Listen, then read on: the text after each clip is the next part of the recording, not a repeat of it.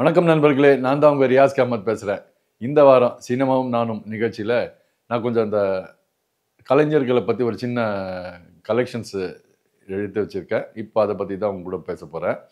அதுல முதலாவதா பார்த்தீங்கன்னாக்கா, நடிகை த்ரிஷா. அவங்க இன்னைக்கு எந்த அளவுக்கு பீக்ல இருக்காங்க, கையில எந்த அளவுக்கு என்னென்ன படங்கள் பண்ணிட்டு இருக்காங்க அப்படிங்கிற ஒரு சின்ன புள்ளிவிவரத்தோட ஆரம்பிக்கலான்னு பார்க்குறேன். அது வேற ஒண்ணும் இல்லைங்க. அத குறிப்பா பார்த்தீங்கன்னாக்கா, நடிகர்களுக்கு அது அறிமுகமானாலும் அவங்க ஒரு நிலைக்கு நிக்கிறதுன்றது ஒரு ஒரு சாதாரண விஷயம் கிடையாது. அது மிகப்பெரிய பயணம் பிளஸ் போராட்டம்னு சொல்லலாம். ஆனா நடிகைகள் பார்த்தீங்கன்னா, டக்குன்னு ஒரே படம் ஒரு ஹிட் ஆச்சுன்னா ஒரு பீக்ல வந்துருவாங்க. அதே மாரி படம் ரிலீஸ் ஆகுறதுக்கு முன்னாடி கூட அப்போ பார்த்தீங்கன்னா, அப்போ நான் சொல்றது டிஜிட்டல் மீடியாவுக்கு முன்னாடி இந்த காலங்கள்ல டில் 90s பீரியட் வச்சு தான் சொல்றேன் உதாரணமா. பார்த்தீங்கன்னா, படம் குயிக்கா ஹீரோயின்ஸ் வந்துரும். அது படமே ரிலீஸ் ஆயிருக்காது. அறிமுகமும் ஆயிருக்காங்க. நடிச்சுக்கிட்டு தான் இருப்பாங்க. அதுக்குள்ள அவங்க அட்டப்படம்லாம் வந்துரும். ஆனா ஒரு நடிகர் தான் ஒரு ஸ்டார் என்ற அந்தஸ்து வர வரைக்கும் அவங்களுக்கு அட்டப்படம் கூட வராது. இப்படிதான் நம்ம சினிமாவுடைய விதி அப்படின்றது இருக்கு. அந்த வகையில பார்த்தீங்கன்னா, அப்போலாம் நடிகைகள் அறிமுகமானா கூட அவங்களுக்கு அந்த கலை பயணம் பீரியட் என்று பார்த்தீங்கன்னா, ஒரு பெரிய பயணமா இருக்கும். குறைஞ்சது ஒரு 10, 15 வருஷமா சாலிடா அவங்க ஒரு ரவுண்டு வருவாங்க. தமிழ் மட்டும் இல்ல. தமிழ்ல அறிமுகமானாலும் உடனே தெலுங்கு படம் பண்ணுவாங்க, கன்னட படம் பண்ணுவாங்க, மலையாளம் படம் இப்படி ஃபுல் சவுத்துல பார்த்தீங்கன்னா, அந்த 70s, 80ஸ்ல நடிச்ச ஹீரோயின்ஸ் எல்லாமே 150லேருந்து 300 படங்கள் வரைக்கும் நடிச்ச ஹீரோயின்கள் தான் அதிகம். அப்போ நீங்க யோசிச்சு பாருங்க, எந்த அளவுக்கு பரபரப்பா, பிஸியா அவங்கள அந்த பீரியட்ல நடிச்சிருப்பாங்க. இப்படி போயிட்டு இந்த காலகட்டங்கள்ல 90s, லேட் 90s வரைக்கும் சொல்லலாம்.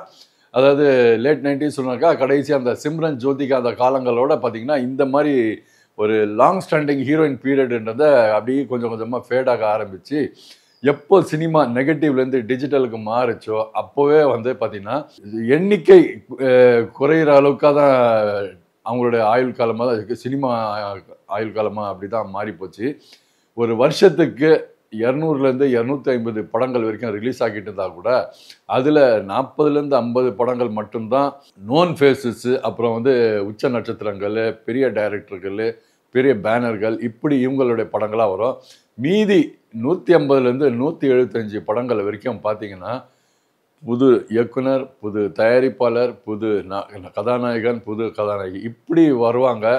அதில் அந்த படம் ஹிட் ஆச்சுன்னா மட்டும்தான் அவங்களுக்கு அடுத்தடுத்த படங்கள் வரும். இல்லைன்னா இந்த ஒரே படத்தோடவே முடிஞ்சு போயிடும். இப்படி பல உதாரணங்கள் சொல்லலாம். ஆனால் சொன்னால் அது நம்ம அவங்களை பாயிண்ட் அவுட் பண்ணி ஹர்ட் பண்ணுற மாதிரி ஃபீலிங் ஆகும். அதனால அந்த பேரை சொல்ல விருப்பப்படலை. அது இல்லாமல் மேலோட்டமாகவே நான் சொல்லிடுறேன் உங்களுக்கு. அப்படி இருக்கிற இந்த காலகட்டங்களில் சிம்ரன், ஜோதிகாவுக்கு அடுத்து அறிமுகமாக பார்த்தீங்கன்னாக்கா, தமிழில் ஸ்ரேயா, த்ரிஷா அவங்க அறிமுகமானாங்க. ஸ்ரேயா ஒரு பக்கம் இன்னைக்கு தமிழில் குறைவான படங்கள் பண்ணாலும் தெலுங்கு, ஹிந்தின்னு பிற மொழி படங்கள் எல்லாம் பண்ணிட்டு இருக்காங்க. கல்யாணம் ஆகி குழந்தை பிறந்ததுக்கு அப்புறம் கூட இன்னும் அவங்க தொடர்ந்து பல ஹிந்தி படங்கள், வெப் சீரிஸ் இப்படி பண்ணிட்டு இருக்காங்க. அப்பப்போ தெலுங்கு படங்கள் பண்ணிட்டு இருக்காங்க. சமீபத்தில் கூட 2, 3 தமிழ் படங்கள் பண்ணியிருக்காங்க. ஆனால் த்ரிஷா பார்த்தீங்கன்னா, அவங்க இன்னும் பல சினிமா ரசிகர்களின் கனவு கன்னியாவா இன்னும் வந்துட்டு இருக்காங்கன்னு சொல்லலாம். லேஸ் அப்படியே கொஞ்சம் இறங்கு மாதிரி ஒரு போன அவங்களோட ஃபில்மோகிராஃபி கொஞ்சம் ஃபீமேல் சென்ட்ரிக் படங்கள் பண்ண ஆரம்பித்தாங்க. அதுக்கப்புறம் பார்த்தீங்கன்னா, மணிரத்னம் சார் படத்தில் பிஎஸ்ல இணைஞ்சாங்க. அவ்வளோதான். நோ லுக்கிங் பேக் அப்படின்ற மாதிரி மாறிப்போச்சு. அதுக்கப்புறம் திருப்பி ஒரு ஃபுல் ரவுண்டு ஒரு பெரிய பீக்கில் வந்துட்டாங்க. இன்னைக்கு பார்த்தீங்கன்னா, இன்னைக்கு இருக்கிற டாப் ஸ்டார்ஸ் அவ்வளோ பேர் கூடவா இன்னைக்கு ஒரு ஜோடியாக நடிச்சுக்கிட்டு இருக்காங்க. உதாரணத்துக்கு பார்த்தீங்கன்னா, இப்போ தளபதி கூட கோட்ல நடிச்சாங்க. அஜித் குமார் அவர்களோட விடாமுயற்சியில் நடிச்சாங்க. அடுத்தது குட் பேட் அக்லிலையும் நடிச்சிட்டு இருக்காங்க. மீண்டும் பார்த்தீங்கன்னாக்கா, மணிரத்னம் சார் அவங்க இயக்கத்தில் கமல் சாரும் சிலம்பரசன் நடிக்கிற அந்த படத்தில் நடிக்கிறாங்க தக் லைஃப்ல. அப்புறம் தெலுங்குல சிரஞ்சீவி அவங்க கூட நடிக்கிறாங்க. சிரஞ்சீவி கூட விஸ்வாம்பரா என்ற படத்தை நடிச்சிருக்காங்க. இப்போ ஆர்ஜே பாலாஜி அவர்கள் இயக்கத்தில் சூர்யா 45 என்ற அந்த டைட்டில் வைக்காத அந்த படத்தில் பார்த்தீங்கன்னா, த்ரிஷா ஜோடியா நடிச்சிட்டு இருக்காங்க. மலையாளத்தில் மோகன்லால் கூட ராம் என்ற ஒரு படம், விஜய் சேதுபதி கூட நமக்கு எல்லாருக்குமே இன்னைக்கும் ஒரு பசுமையாக ஒரு ஃபீலிங் கொடுத்துட்டு இருக்கிற அந்த 96 என்ற படத்தோட சீக்வலில் நடிக்கிறாங்க. இப்படி தொடர்ந்து பல படங்களை நடிச்சுட்டு இன்னைக்கும் அந்த டாப் பிளேஸ் என்றதை தக்க வச்சுட்டு இருக்காங்க த்ரிஷா. அவங்களுக்கு நம்மளுடைய வாழ்த்துக்களை சொல்லிக்குவோம். இதுக்கு அடுத்தது பார்த்தீங்கன்னாக்கா, பழைய டைட்டில்கள் வைக்கிற சிவகார்த்திகேயன் அவர்கள் இது வந்து சென்டிமெண்ட்டா என்ன ஏது அப்படின்னு ஒரு அலசல் ஒரு பக்கம் மீடியாக்களில் போயிட்டுருக்கு. தொடர்ந்து பார்த்தீங்கன்னா அவர் நடித்த படங்களில் கிட்டத்தட்ட ஒரு 7 படம் பழைய படங்களோட டைட்டிலாகவே வந்திருக்கு. அது வந்து தற்செயலாக நடந்ததா இல்லை சென்டிமெண்ட்டா அப்படின்றது அவங்களுக்கு மட்டும்தான் தெரியும். சில படங்களுக்கு டைட்டில் வச்சிருக்கிறது பார்த்தீங்கன்னா அது அவங்களுக்கு பொருத்தமாக இருக்கிற மாதிரி இருக்கும். உதாரணத்துக்கு பார்த்தீங்கன்னா எதிர்நீச்சல். எதிர்நீச்சல் படம் வந்து நான் தான் ஒர்க் பண்ணியிருந்தேன். அந்த படத்தை வந்து நம்ம வந்து கலாகேந்திராகிட்டேருந்து அந்த ரைட்ஸ் வாங்கிட்டு அந்த டைட்டிலை வச்சு யூஸ் பண்ணோம். ஒண்டர்பார் ஃபிலிம்ஸில் தான் தயாரிக்கப்பட்டது அந்த படம் எதிர்நீச்சல். அந்த கதைக்கு அது ரொம்ப பொருத்தமான டைட்டிலாக இருந்ததுனால அது வைக்கப்பட்டது. அதுக்கப்புறம் பார்த்தீங்கன்னாக்கா காக்கி சட்டை. அதுவும் சத்யா மூவிஸ் தயாரிப்பில் நட்சத்திர இயக்குனர் ராஜசேகர் அவர்கள் டைரக்ஷனில் நடிகர் கமலஹாசன், மாதவி, அம்பிகா இவர்கள் நடிப்பில் வெளிவந்து மாபெரும் வெற்றி கண்ட காக்கி சட்டை அந்த படம். மீண்டும் பார்த்தீங்கன்னாக்கா அதே ஒண்டர்பார் ஃபிலிம்ஸ் தயாரிப்பில் அது துரை செந்தில்குமார் அவர் டைரக்ஷனில் காக்கி சட்டைன்ற படம் சிவகார்த்திகேயன் நடிச்சு வெளியே வந்தது. அந்த படமும் பெரிய ஹிட் ஆச்சு. அதுக்கப்புறம் 2 படம் பார்த்தீங்கன்னா நம்ம தலைவரோட டைட்டிலில் வந்தது. ஒன்று வந்து கவிதைலயா தயாரிப்பில் நம்ம சூப்பர் ஸ்டார் அவர்கள் நடிப்பில் எஸ் வி முத்துராமன் கொடுத்த மாபெரும் வெற்றி படம் வேலைக்காரன்.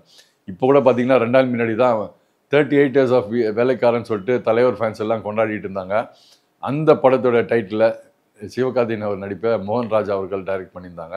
அதே போல் இன்னொரு படம் வந்து தலைவரோட சொந்த படமான மாவீரன். அந்த படத்தோட டைட்டில் சிவகார்த்திகேயன் அவர்கள் நடித்து சாந்தி டாக்கீஸ் தயாரிப்பில் மடோன் அஸ்வின் அவர்கள் டைரக்ஷனில் ரிலீஸ் ஆச்சு அந்த படம் மாவீரன். இந்த படங்களுடைய சரித்திரம் இப்படி போச்சு. இதுக்கு அடுத்தது நடிகர் திலகம்னா பராசக்தி, கலைஞர்னா பராசக்தி, ஏவிஎம்னா பராசக்தி அப்படின்னு இருந்துட்டு இருக்க அந்த மாபெரும் படைப்பு பராசக்தி. இந்த ஸ்டுடியோக்களெல்லாம் பாகப்பிரிவினை பண்ணுறதுக்கு முன்னாடி கூட பார்த்தீங்கன்னாக்கா நடிகர் திலகம் முதல்ல அந்த படத்துக்கு வசனம் பேசி அந்த இடம்னு சொல்லிட்டு அந்த ஒரு கல்வெட்டு மாதிரியே வச்சு அதை அடையாளமாக வச்சுருந்தாங்க. பராசக்தி முதல்ல உருவாக்கின இடம் அப்படின்னு சொல்லிட்டு அந்த கல்வெட்டு பார்த்திங்கன்னா இன்றைக்கி ஏவிஎம்மில் நடத்திக்கிட்டு இருக்கிற அந்த ஹெரிட்டேஜ் மியூசியமில் வைக்கப்பட்டிருக்கு.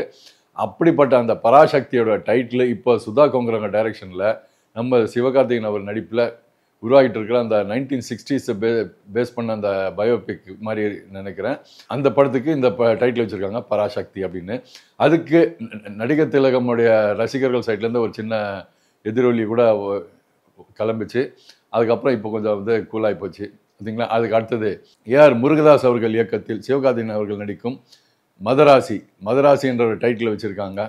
அது வந்து அந்த கதைக்கு கொஞ்சம் பொருத்தமான டைட்டில் அப்படின்ற மாதிரி சொல்கிறாங்க. இதில் எந்த டைட்டிலு சென்டிமெண்ட்டுக்காக வைக்கப்பட்டது, எந்த டைட்டிலு அந்த கதை பொருத்தத்துக்காக வைக்கப்பட்டது அப்படின்றது அந்த குழுவினருக்கு மட்டும்தான் தெரியும். ஒரு பக்கம் பார்த்தீங்கன்னாக்கா 2.5 மணி நேரம் படத்தை கொடுக்கறதுக்காக கதைக்காக அவங்க செலவழிக்கிற அந்த நேரத்தை மாதிரி ஒரு டைட்டிலுக்காக அவங்கள வந்து யோசிக்க முடியாதா அப்படின்றது சில கேள்விகள் வருது. அது வாஸ்தவமான ஒரு கேள்வி தான். அது வந்து எல்லாருக்குமே பொருந்துமான்றனாக்கா கேட்டிங்கன்னா அது இல்லை. ஏன்னா சிலருக்கு மட்டும்தான் வந்து டைட்டில் யோசனை தோணாது. ஏதோ ஒரு பழைய டைட்டில் வச்சா அது வந்து ஒரு ரீச் கிடைக்கும் அப்படின்ற நம்பிக்கையில் அந்த மாதிரி வாங்கி வச்சிருவாங்க.